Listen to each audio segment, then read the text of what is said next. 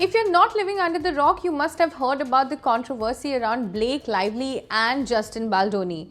Now, for context, Lively and Baldoni collaborated in recently released adaptation of big cultural phenomenon, which is Colleen Hoover's novel It Ends With Us. The movie starred Blake and Justin and was also directed by Justin. The film became a box office success, but not without controversy. And now, Lively has filed a legal complaint primarily against Baldoni and Jamie Heath, the lead producer, accusing them of sexual harassment and more. So let's break down the story for you. During film shooting, Blake Lively had complained that both the men had repeatedly violated her physical boundaries and made sexual along with other inappropriate comments to her. She accuses Baldoni of sexual harassment, including improvising unwanted kissing and looking at her while she was topless, having her body makeup removed after she asked him to look away. She further claims he discussed his sex life, including encounters he said may not have been consensual, and showed her a naked video of his wife.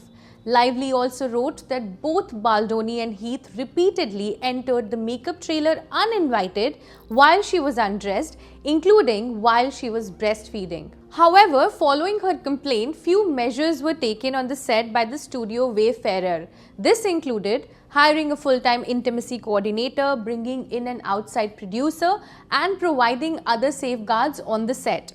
In a side letter to Lively's contract signed by Heath, the studio also agreed not to retaliate against the actress. However, the complaint filed by Lively last week claims that two men got scared that her allegations might become public.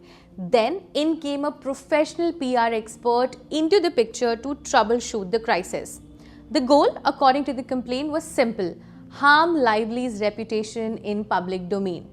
According to the complaint, Baldoni's team described it as social manipulation to destroy Lively's reputation. A small note here, her filing includes excerpts from thousands of pages of text messages and emails obtained through a subpoena reviewed by the New York Times.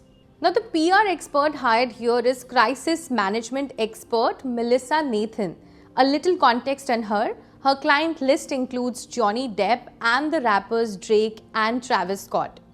Now, according to Lively, a social media smear campaign was launched against her. So, to understand this better, let's first go back to the press tour of It Ends With Us, where it all started, and the tour was controversial. Now, the film is based on a serious topic, which is domestic violence. However, the press tour mood board was pink carpets, flowers galore, and the promotion of Lively's new hair care brand and her husband's Ryan Reynolds gin company.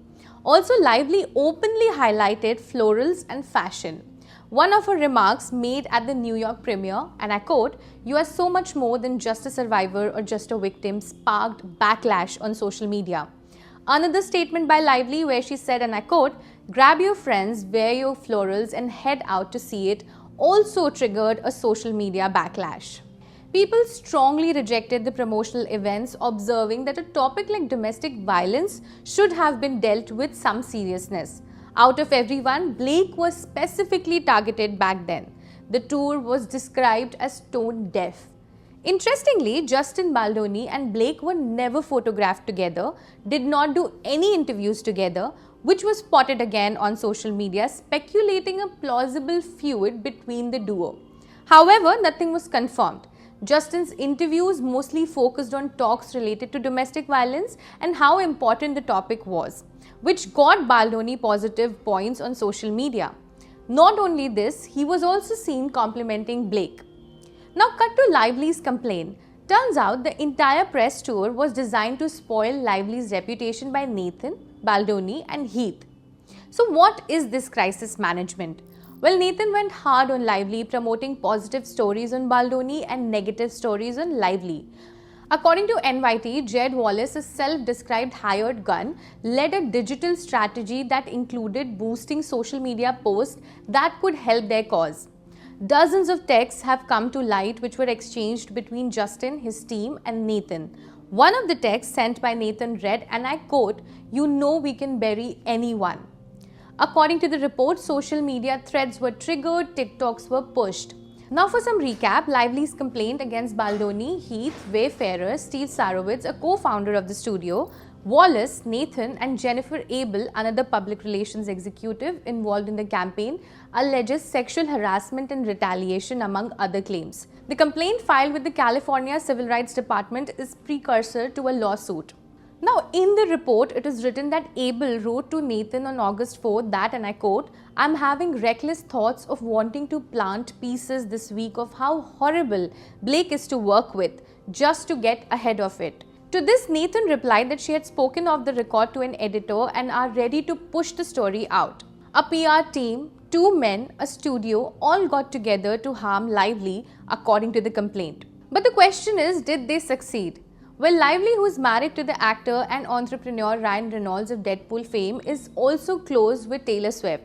However, post the tour, she experienced a big hit. She was badly trolled and cancelled online. She was called tone deaf, bully, and difficult to work with.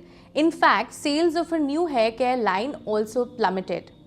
In a statement, Lively said, and I quote, "I hope that my legal action helps pull back the curtain on these sinister, retaliatory tactics to harm people who speak up about misconduct and helps protect others who may be targeted."